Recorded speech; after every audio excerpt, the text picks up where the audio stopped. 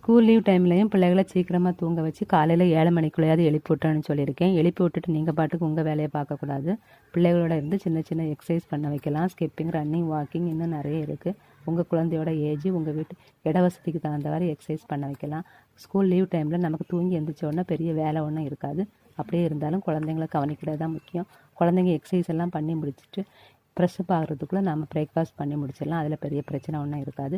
இப்படி காலை டைமில் பிள்ளைங்களோட இருந்து நாம் எக்ஸசைஸ் எல்லாம் பண்ண வைக்கிறது அவங்களுக்கு ரொம்ப ஹாப்பியாகவும் காலையில் டைம் ரொம்ப ஈஸியாக பாஸ் ஆகிறதுக்கும் உதவும். ஸ்கூல் லீவ் டைமில் காலையில் எழுந்திரிச்சி என்ன பண்ணுறதுன்னு தான் குழந்தைங்க அப்படியே தூங்கிட்டு இருப்பாங்க.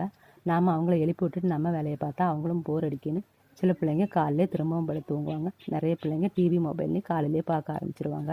இதெல்லாம் இல்லாமல் நாம் தான் பார்க்கணும். இன்னும் ஸ்கூல் லீவ் டேஸ் டிப்ஸ் தெரிஞ்சுக்க சேனலை மறக்காமல் சப்ஸ்கிரைப் பண்ணி வச்சுக்கோங்க. பெண்கள் நினைத்தால் எல்லாவற்றையும் சாதிக்க முடியும். ஸோ நாம் நல்லதே நினைப்போம். தேங்க்யூ.